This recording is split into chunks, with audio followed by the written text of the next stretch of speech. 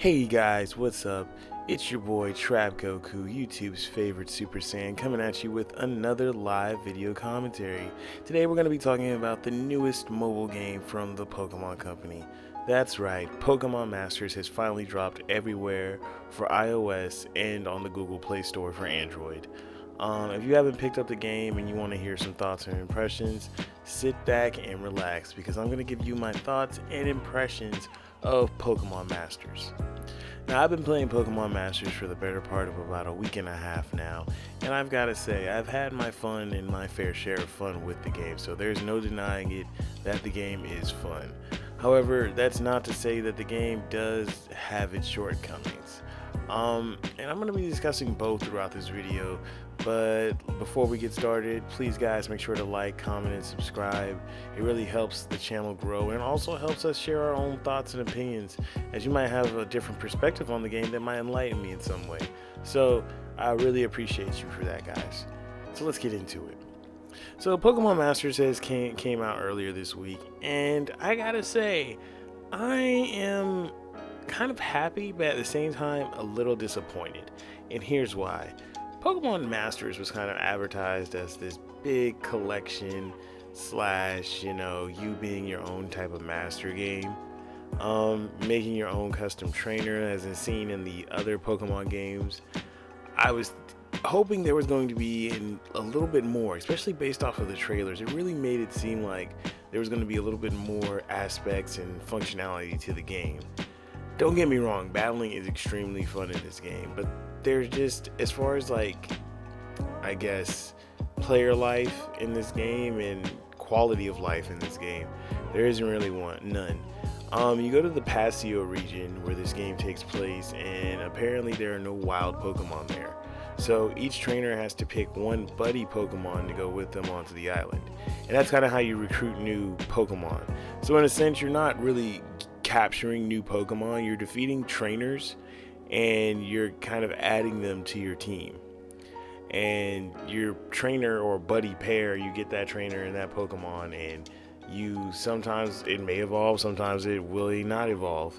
There should be a concrete list of Pokemon that do and do not evolve. I know not all of the starters in the game evolve. Like for example, Trico, you can get him through the gacha system in the game, but he does not evolve. So just a spoiler warning, Trico doesn't evolve. You won't get a Sceptile. Like I said, there's a lot of quality of life things like customizing your character. I feel like that aspect really fell flat on its face. There hardly is any customization other than the skin color and the hair color, so that's about it. You can't even change the style of the hair or anything like that. Some of the more things that need to be worried about are the level caps. So if you're gonna have a gacha style game, and that's going to get increasingly harder, especially for this game right here that already has 16 chapters. By the way, it's kind of short. It has only 16 chapters in the game, not 16, I think about 18 chapters in the game. I'm on chapter 16, so I think I only have about 2 or 3 more chapters. But especially when you get into the Pokemon League, the chapters are very short. You only get like 3 actual story pieces for each chapter, so that's kind of lame, opposed to the 5 or 10 you get in the other story segments. Yeah, it's missing some content to carry you on, and even with the content, I feel like, and this is going back to my point about leveling up earlier, I feel like with the lack of content, I shouldn't be forced to level up to 100 right now, because as it's looking like right now, you might have to level up to 100 to actually complete, or to like the high 80s to actually complete the storyline of Pokemon Masters, or the storyline that they give you. This is a little bit annoying because, well, how it works in Pokemon Masters, you can't just level up your Pokemon through grinding as you normally would. The level wall is actually hidden behind a grinding wall, believe it or not. You actually have to grind for these special drink types, and they range from, I think, silver, bronze, and gold. And you collect a certain amount of these to get your Pokemon level up. And you guys are probably thinking, maybe I need 5 or 6. No. Some of them you might need 100, some of them you might need 60, some of you might need a little bit. It just really varies, and you'll be doing the same amount of runs over and over again, because like I said, there's not a lot of content to support like doing different things to achieve different objectives. So like I said, it's a lot of repetition, a lot of repetitive combat. 9 times out of 10 you're also going to be using the same mons because for some reason, and this is going to sound really crazy, there are only about 63 Pokemon in this game. So there's only about 63 different Pokemon. I think that also includes like evolutions. Don't quote me on that though. But it's under about 75 Pokemon in this game, and it's kind of crazy because Pokemon has about nearly 1,000, if not more, Pokemon that they've added and created over the past like 20 plus years, and to not see like to see less than 75 is a bit of a whoa. What do you guys got going on here? But hopefully, and probably for longevity reasons, they have a whole lot of more Pokemon that are probably going to be coming out later on in the game's lifespan. So let's just look forward to that. Honestly, I was really expecting Red and Blue. Well, I know Blue's in the game, it's Pidgeot, but I was really expecting Red to be in the game. It was kind of disappointing not to see Charizard in Red and be able to get one. That was kind of disappointing for me. The battle system is pretty fun though. I do like it. It's very fast paced and very easy to get into, especially if you're a new person into the Pokemon world and you don't want to get heavily competitive. So how it works is you have a meter with a certain segment of bars.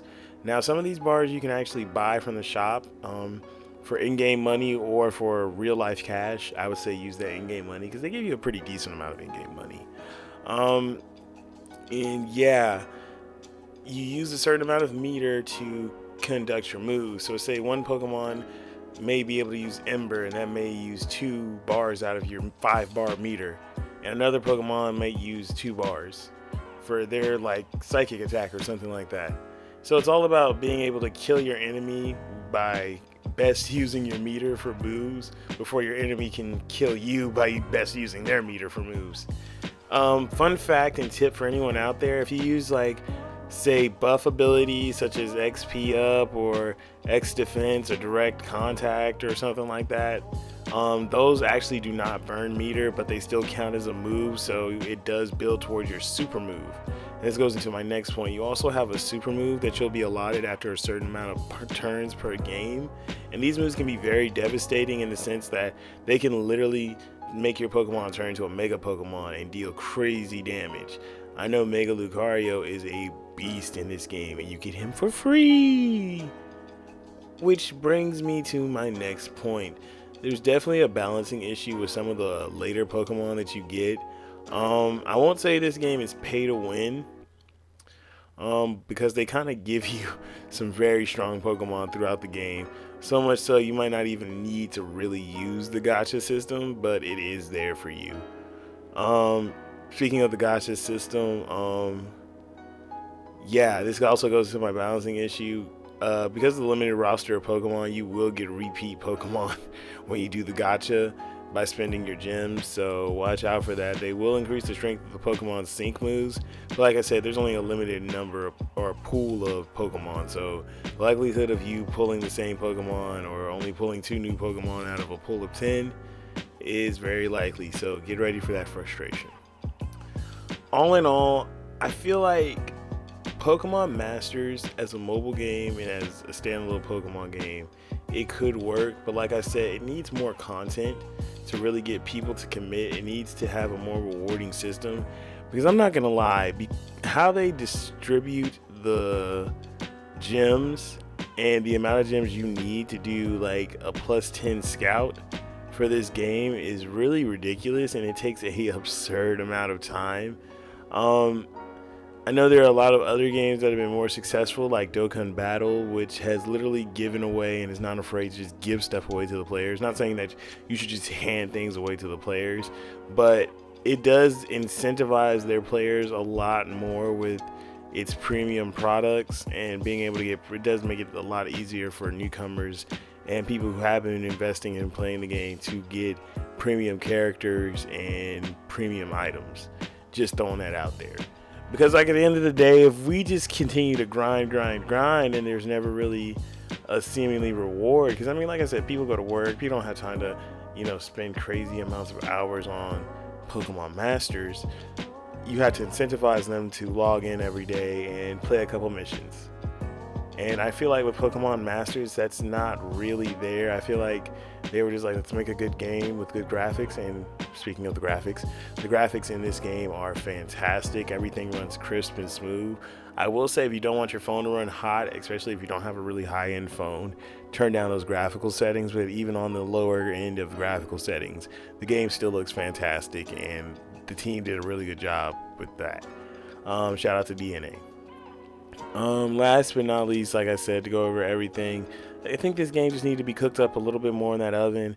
I feel like there needs to be a little bit more content ASAP, and we need to have thorough content drops throughout the year. Because like I said, all the assets that you're pulling are from DS games, and Pokemon has a huge plethora of lore and content to pull from for events and different specials like that for years and years to come.